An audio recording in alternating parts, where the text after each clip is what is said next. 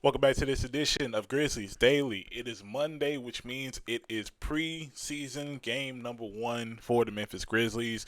They play the Detroit Pistons at 7 o'clock later tonight, and I couldn't be more excited for it. I will be there. I'll be working the game, so you might see me in a uniform. We're not going to talk about it. But I am very excited to see basketball finally come back for the Memphis Grizzlies. I've been waiting so long, like y'all, that this season would just come by and start, and I'm ready for it. Absolutely ready for it, and I can't wait to talk about it this year with y'all. But while we're here, let's talk about what we hope to see today in the first preseason game. Now, um, there's no word exactly on who all is playing. I do want to make that clear. There is no word on who all is playing, who's not playing. We probably won't find that out closer to game time. But I do expect Ja Morant to play. I do expect genuinely everybody to play for the most part. Obviously, the people that we know are out will be out. No word on if Cedric Howard is playing in the preseason. So, yeah, I would say just really trying to see what exactly the roster is going to look like. But what I want to see at first is how does the offensive scheme, well, how do both schemes really look? I mean, like I said, we know how the offensive scheme looks in a short time frame with Islo in the system, but after months of training, I want to see how that really looks now that they've had a chance to work on it. What does that look like? How many open shots are there? How many threes are taken? How many times are the Grizzlies getting to the free throw line? How many possessions are being extended due to offensive rebounds? Obviously, without Zach Edey, you're gonna have a bit of a challenge trying to extend those possessions like you usually do. But I think with Jock Landale and the others, you might still be able to have a good chance of it. Although Detroit is a very good team when it comes to rebounding, they're very young, so very, very good. Very, very good on their part. Obviously, defensively, I want to see some things that are game changing, different from last year. I mean, the Grizzlies last year in the first part of the season won a top 10 defense. Then after the All Star break, middle of the pack. So it was a big drop off. So hopefully we can see the Grizzlies kind of consistent with that for 48 hours, and hopefully that means the veterans will kind of step in and just be make sure they're keen on that, because a lot of guys get tired or they get lazy. They're like, all right, well, we got a comfortable lead, we can relax a bit. No, like I think the veterans will kind of emphasize that, and that's why I'm glad guys like Kentavious Caldwell Pope are on the team. It's just a matter of can he play his part as well when it comes to having the ball. That's something that we'll have to see right there. Now, speaking of defense, I do want to touch on something with that because a lot of people don't know what I mean by this, but I truly do want to know what will Thomas Islo's defense look like? Because we've heard a lot of great things. I mean, this is the same person that said when we play teams, we wanted to feel like going to the dentist, uncomfortable. So I'm trying to figure out exactly what we will see from that defense because in Europe, he had a scheme that just was kind of pretty good. So I looked back through some previous articles from about a couple years ago when he was coaching over in Europe. Um, Basically, he is. I'm not gonna say a mastermind at pick and roll defense, but he's pretty good at it. So that's one of his main coaching philosophies is stopping the pick and roll. He has what is believed to be called a what is his? I believe it's called a hedge plug and play. I'm almost sure that's a normal term, but for now, Isolo has the term. So he has a hedge plug and play that he emphasized in the Euros. I'm gonna try to see if I can pull this up for y'all because I tried to fix it and it did not work in my favor. So let me see if there's a way to really fix this on the fly. But basically, while I describe it, if we can figure it out, I don't think we're gonna be able to figure it out, y'all. I don't think we're gonna be able to figure it out. Just bear with me. Bear with me. Okay, wait, we might have figured it out. I might have figured it out. Let's see. Let's see. Um, this would be perfect if it works actually. So let's see. Um, All right, but yeah, he has a hedge plug and play. All right, I think I figured it out, yo. All right, let's transition.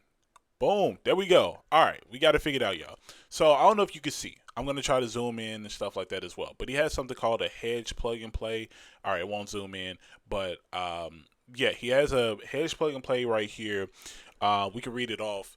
He essentially has a guy who you see they switch, but he also kind of hedges the ball handler in a way where it looks like it's going to switch, but in reality it doesn't, throwing off the defender, causing a bad pass. Now that is something that'll be perfect for a guy like Zach Edey, because when you look at a guy like Zach Edey, for example, when they play the Warriors, he was a guy that kind of got lost in the pick and roll because, I mean, Zach Edey's not going to keep up with Steph Curry. So if you implement a defense like this, it not only stops his momentum from being able to have that quick trigger that we all know and respect, but if it gets to a point, I think if they get ball handlers to the point where they're picking the ball up more, that stops a lot of possessions early. So that's something that I hope to see implemented more in the system. I thought that, and I was like, okay, that's a very good idea right there. And just looking at some other things that Isolo has touched on, this is more offensively. Yeah, just plugging like the short roll things like that. More the hedge and more the hedge thing right there. Like this is something that I could see a Jalen Wells really being effective on, and it also helps guys like Santi Aldama who can't really play defense that well, or at least trying to play defense that well. It also helps guys like him recover, because when a guy like Santi Aldama loses his time on defense, it really shows and it kind of throws off the team. So that's something that I'm really looking forward to seeing. But I could definitely see Jalen Wells being the core person behind this, making sure that the defender is able to get back and things like that. So I really hope to see this, and I'm glad I was able to show this to you all because I found this very interesting. I'm like, this is something that if the Grizzlies keep doing, I think it will turn them into a top defense, force defenses to have to switch up the game plan and take uncomfortable shots. So I would definitely say if this is something that we can see, this is something that we can see in the preseason or even in going into the regular season, I'll be very excited for where the Grizzlies defense will go in the near future. Very excited for it. If you want to look at this full article, it's titled "Stopping the Short Roll: The Hedge and Plug PNR Defense." It was about 2 years ago on slappingglass.com. Excuse me.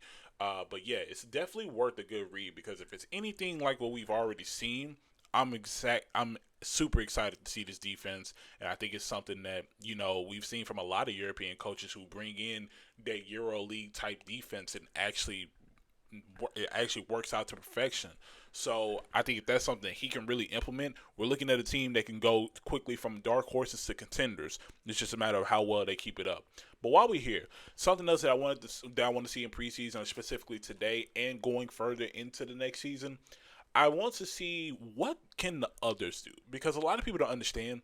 The other players will determine what exactly this year will be like. It'd be no point in, obviously we're going to be paying attention to John Morant, Jaren Jackson, Zach Edey, Jalen Wells, but what about the other guys? The Grizzlies, the Grizzlies have always been known as a team that is relied on their bench. It may not be like 100% reliable, but they relied on it nevertheless. I mean, you look back in past teams, you look at DeAnthony Melton, Kyle Anderson, so many other players that you could name, but we know them as reliable bench guys. Even at one point, Shill at some point, Santi Aldama is known as a reliable bench guy, but we're talking about guys that can make an immediate impact to the game on all assets of the court. So that's something I'm really looking forward to. Obviously, some players have to be ready to answer the call because you never know what's going to happen this year. I mean, we got guys that are on two-way contracts that probably are going to see some action on the court. So who knows? Might see that. I think this year, Ken Spencer has a very good chance to find his role on the team as as one of the best shooters, if not the best shooter on the team. Now that Desmond Bane is gone and Luke Kennard is gone, things like that. And I think what Cam Spencer can learn from that is he can truly understand that, you know, because he's one of the best shooters on the team, he kind of has the green light to shoot the ball. Not saying he needs to shoot the ball to touch it with every time he touches it, but at the same time, he does not have to have a mentality like Luke Kennard where, you know, oh, if the shot, if I'm not feeling my shot, I'm just not going to shoot it. No, you shoot until it falls at the end of the day. If the team, because at the end of the day, Cam Smith is going to be used as a spark plug. So if he's questioning his shot, he just needs to try it out. And if it's not working, Cam Spencer is also a very good playmaker for his position. So I think it's something that we can still see. Now, obviously, Cam Spencer is just a name that came up off the top of my head, but really the main thing is going to be that front court.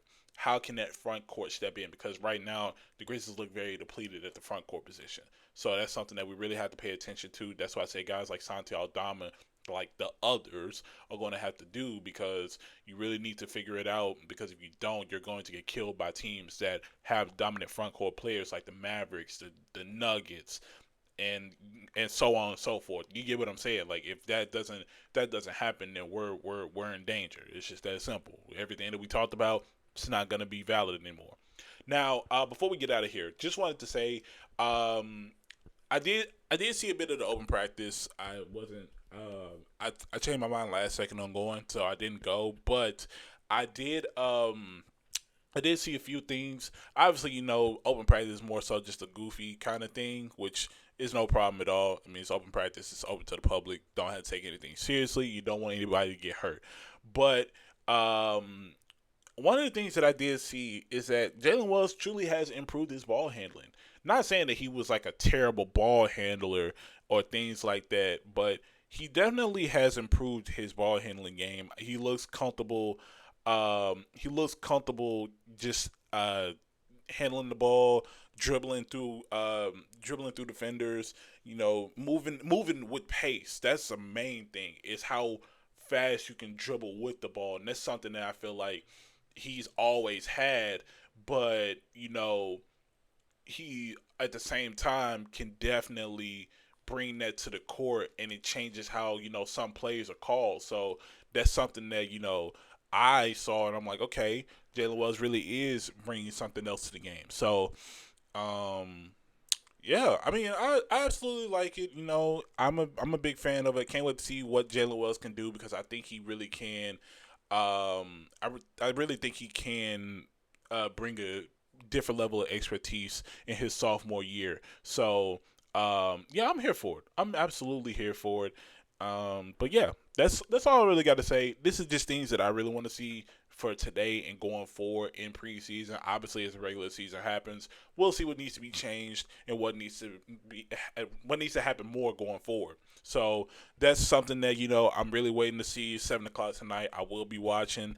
Hopefully it's a good time and hopefully it's a good game. The Pistons are always a good opponent, so can't wait to see what this game really looks like and how the Grizzlies look going forward. That's going to wrap this Monday edition of Grizzlies Daily. Tomorrow will be the real first time that I will be bringing a recap to you guys. Isn't that crazy? And this is not counting Summer League. This is like the real roster. So, yeah, I'm absolutely excited to bring that to y'all, and I can't wait for y'all to watch and stay tuned in. So that's gonna wrap this one up. If you like this video, make sure to like, comment, and subscribe, and turn on post notifications so that way you can get notified as soon as tomorrow's episode comes out, because it's gonna be a good one. And that's for this edition of Grizzlies Daily today. My name is Melek, and I'll see y'all tomorrow.